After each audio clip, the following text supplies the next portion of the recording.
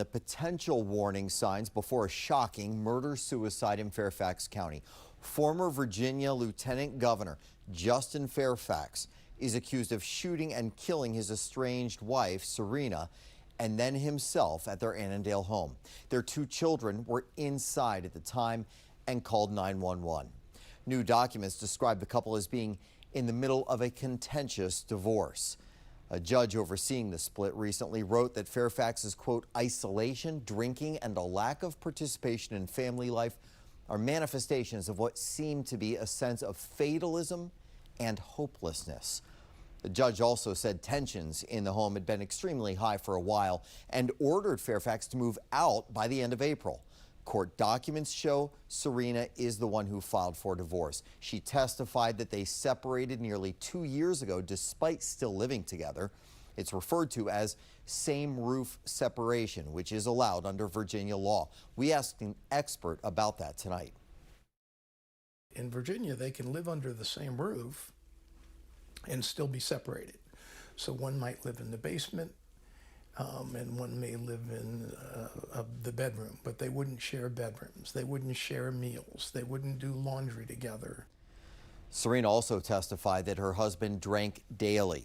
A judge said that Fairfax's mental and emotional health suffered after multiple setbacks, including a big political fall.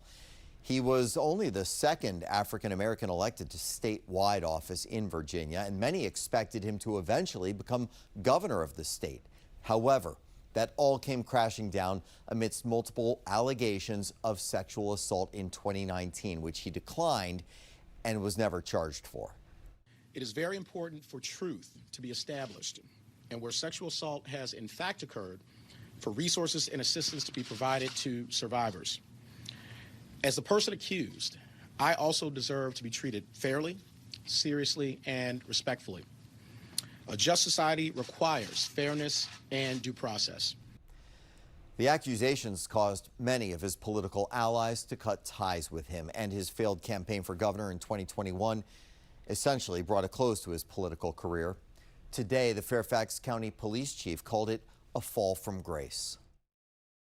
A relatively high-profile family that seemingly had a lot of things going in their favor. So tragic for the children to lose both parents.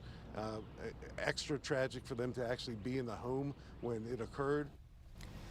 Now, the shootings happened shortly after midnight, and police believe that Fairfax killed his wife in the basement before turning the gun on himself in the main bedroom upstairs. FCPD says they have responded to prior domestic-related calls at the home.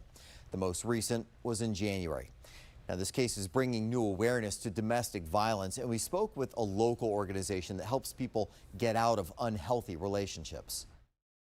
I think it's important for people to know that when they're thinking of leaving, when they've recently left, or they're recently separated, that's actually the most dangerous time. That's when someone might feel they're losing their power and losing their control, and things can escalate. So what can be done to protect the victims of domestic violence? Well, the governor of Virginia, Abigail Spanberger, just signed a series of new bills into law earlier this week, which we've laid out in more detail on WJLA.com. One of those is designed to establish a clear process for removing firearms from people who have a protection order against them. Another aims to close the intimate partner loophole for abusers convicted of misdemeanor domestic violence. There's also a bill that closes the so-called boyfriend loophole that allows the court to take a firearm away from someone convicted of domestic violence, including those in romantic relationships who are not married.